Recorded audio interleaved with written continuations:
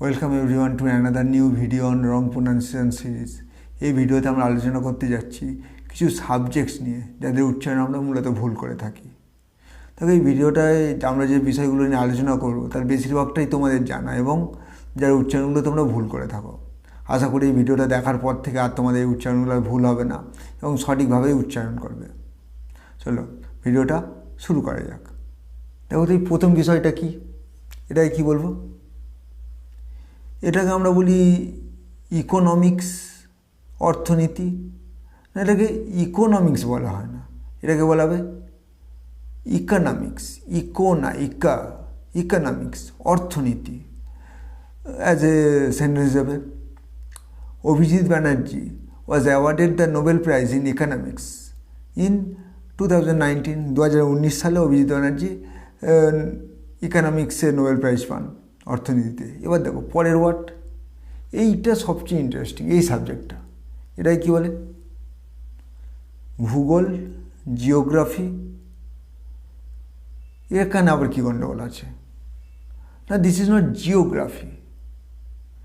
কেন এটা জিওগ্রাফি নয়? কারণ এটা যদি জিও হয় তাহলে তোমরা যারা অনেকে হয়তো একটা ফোন কোম্পানি আছে জিও, তাই না? এটা জিও ফোন, জিও ফোনের বানানটা হতো জেআইও। আচ্ছা, জেআইও যদি জিও হয়, জিও সবই জিও, হ্যাঁ। এটা যদি আবার বলা হয় চলতা হ্যাঁ, সব আলাদা ব্যাপার। না, এটার সঠিক উচ্চারণ ওটা জিও, ঠিক আছে, জিও কোম্পানির ফোন। এটা হচ্ছে জিওগ্রাফি। উচ্চারণ হবে অকার একটা আসবে, জিও না, জিওগ্রাফি। এই সেন্টেন্স হিসেবে বলতে পারি geography is my favourite subject. ভূগোল আমার প্রিয় বিষয়। তোমাদেরও অনেকে আশা করি ভূগোল প্রিয় বিষয়। পরে ওটা দেখো, ভূগোল এলো, ইতিহাস এলো, আবার অঙ্ক আসুক। এটাই কী বলবো? আমরা ম্যাথামেটিক্স বলি, ম্যাথামেটিক্স, শর্টে ম্যাথ। না, দিস নট আ ম্যাথামেটিক্স। তুমি যে ডিকশনারি ফলো করো, ডিকশনারি দেখো এটা পাবে ম্যাথমেটিক্স। এবার এত র্যাপিডলি এটাকে বলা হয়তো আমরা খেয়াল করি না। ম্যাথমেটিক্স বাক্য হিসেবে বলতে পারি he has got 80 marks in mathematics. সে ম্যাথমেটিক্সে 80 পেয়েছে। পরের ওয়ার্ডটা দেখো, এই ওয়ার্ডটাই কী বলবো? এই সাবজেক্টটাকে দাদা জুওলজি, প্রাণীবিদ্যা। এটা কলেজ লেভেল থেকে পড়ানো হয়।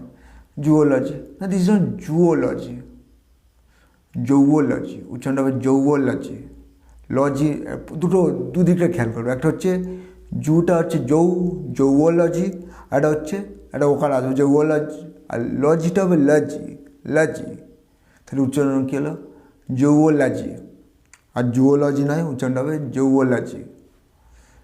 I don't like to study zoology. আমার জিওলজি পড়তে, প্রাণীবিদ্যা পড়তে খুব ভালো লাগে না। এবার পরের ওয়ার্ডটা দেখো, এই ওয়ার্ডটাকে আমরা কী বলবো?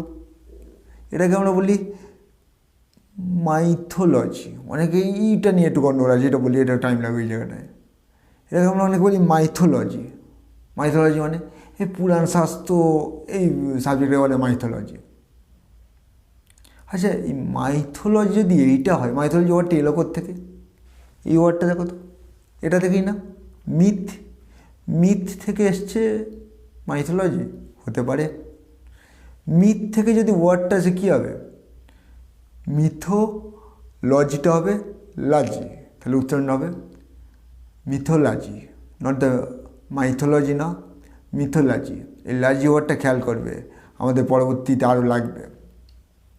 আমরা একে লজি বলবো না, লাজি। As a sentence, he has a vast knowledge in mythology. তার মিথোলজিতে পুরাণ শাস্ত্রে অনেক জ্ঞান আছে। এবার পরের ওয়ার্ডটা দেখো, এই বিষয়টা কি? ইঞ্জিনিয়ারিং, তাই না? ইঞ্জিনিয়ারিং, ডাক্তার ইঞ্জিনিয়ারিং বলা হয়। ইঞ্জিনিয়ারিং তোমরা আশা করি পরবর্তীকালে অনেকে হয়তো বড় বড় ইঞ্জিনিয়ার হবে। ইঞ্জিনিয়ারিং, দিস নট ইঞ্জিনিয়ারিং, উচ্চারণটা হবে ইঞ্জিনিয়ারিং, ই নয় এ, ইঞ্জিনিয়ারিং। তোমরা দেখো বড়ো বড়ো অনেক জায়গায় অ্যাড বা কিছু দেখতে পাবো, সব ইউজ করা হয়, না, হস্যই না, এ, উচ্চারণ হবে engineering. As a sentence, engineering is my passion. Engineering হলো আমার মূল আগ্রহ। এবার পরের ওয়ার্ডটা দেখো, এই ওয়ার্ডটাই কী বলা হয়? অ্যালকেমি, অনেকে এটাকে অ্যালকেমি বলে। আগে একটু ডিটেলসটা বলি। এই ওয়ার্ডটা হচ্ছে, এটাকে আগেকার দিনে আমাদের যে রসায়ন শাস্ত্র, কেমিস্ট্রি, সেটার আগের নাম ছিল অ্যালকেমি। না, এটা অ্যালকেমি নয়, উচ্চারণটা হবে অ্যালকিমি। অ্যালকিমি সেন্টেন্স হিসেবে বলতে পারি, alchemy has eventually developed into modern day chemistry. অ্যালকেমিটা বর্তমানকালীন কেমিস্ট্রিতে রূপান্তরিত হয়েছে। পরের ওয়ার্ডটা দেখো, পরের ওয়ার্ডটা এটাকে কী বলবো? অ্যানাটমি। আমরা অনেকে অ্যানাটমি বলি, শবচ্ছেদ বিদ্যা। তোমরা যারা ডাক্তার, নার্সিং, এক্সেট্রা, তাদেরকে এইগুলো পড়তে হয়। দিস নট অ্যানাটমি, উচ্চারণটা হবে anatomy. Anatomy. Anita does not like to study anatomy. অনিতার অ্যানাটমি পড়তে ভালো লাগে না। আচ্ছা, পরের ওয়ার্ড বা পরের সাবজেক্ট যাওয়ার আগে তোমাদের জিজ্ঞাসা করি, তোমরা আশা করি বেশিরভাগ জন আমার ভিডিওটা ফোনে দেখছো, স্মার্টফোনে। ফটো তোলার ঝোঁক আছে, ইচ্ছা আছে অনেকে, ইভেন পরবর্তীকালে ফটোগ্রাফারও হতে চাও, তাহলে এটাও তো একটা সাবজেক্ট। এই ওয়ার্ডটা দেখো তো কি, আমরা এই ওয়ার্ডটাকে কী বলি? ফটোগ্রাফি। না, this is not photography. Photo, ট ওকারের, টয়ের ওপরে একটা ওকার দিই না, ফটোগ্রাফি। না, এটা ফটো না, এই ট ওকারটে এবার থেকে আমরা ফয়ের ওপরে দেবো, উচ্চারণটা হবে ফটোগ্রাফি। একটু উচ্চারণটা বলার আগে বানানে খেয়াল করো, না তো উচ্চারণে এতটা স্লাইড তো ধরতে পারবে না অনেক সময়। ফটো না, ফটো, ফটোগ্রাফি। আমরা এটাকে বলি ফটো, ফটো না বলে ফট অকার বলি না, এবার থেকে বলবো আমরা ফকার ট, ফটোগ্রাফি। হ্যাঁ, সেন্টেন্স হিসেবে বলতে পারি, the digital camera will sweet your style of photography. তুমি যে স্টাইলে ফটোগ্রাফি করো সেই স্টাইলটা হয়তো শ্যুট করবে। এবার দেখো তো, আমি তো এতক্ষণ ধরে কিছু সাবজেক্ট বললাম, এবার তোমরা এটা পারবে কি না? দেখো, একটা টোটাল নতুন সাবজেক্ট, একটা নতুন সাবজেক্ট নিয়ে আলোচনা করছি। এই ওয়ার্ডটা কী বলে? এটাকে বলা হয় অঙ্গ সংস্থানবিদ্যা বা শব্দ গঠনবিদ্যা। এর উচ্চারণটা কীভাবে দেখো তো? তুমি বলো, অনেকে বলে এই সাবজেক্ট আমি শুনিনি, আমি সেই জন্য এটা আমি না করে তোমাদেরকে করতে দিলাম, যাতে তোমাদের মধ্যে কনফিডেন্স লেভেলটা আগের চেয়ে বাড়ে। এই ওয়ার্ডটার ব্যাপারে তোমরা উচ্চারণ করার চেষ্টা করো তো। আমি কিছুক্ষণের চুপ থাকছি, দেখো তো তোমরা উচ্চারণ করতে পারো কি না।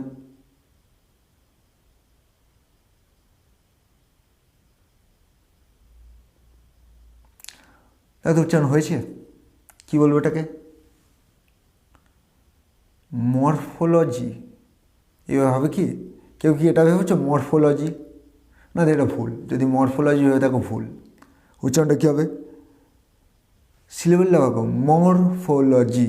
মর, প্রথম সিলেবেলটা কী আছে? শেষে আর আছে, মর, আরটা উঠে যাবে। আমরা আগের প্রচুর ভিডিওতে দেখেছি, কোনো সিলেবেলের লাস্ট ওয়ার্ডটা যদি আর থাকে, সেটা লাস্ট লেটারটা যদি আর থাকে, সেটা কী হবে? সাইলেন্ট হয়ে যাবে। তাহলে উচ্চারণটা কী হবে?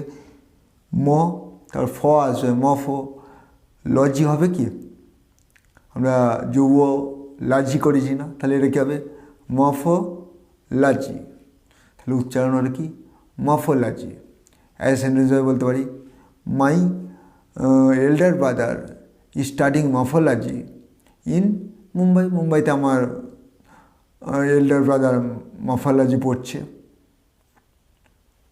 আজকের মতো ভিডিওটা এই পর্যন্ত। যদি ভিডিওটার ওপরে ভালো লেগে থাকে, তোমরা বন্ধুদের সঙ্গে শেয়ার করতে পারো, এবং যদি একটা লাইক আশা করব। এবং কেউ যদি চ্যানেলটায় নতুন হও, অবশ্যই চ্যানেলটাকে সাবস্ক্রাইব করে দেবে, বেল আইকনটা প্রেস করে অল অপশান সিলেক্ট করে দেবে।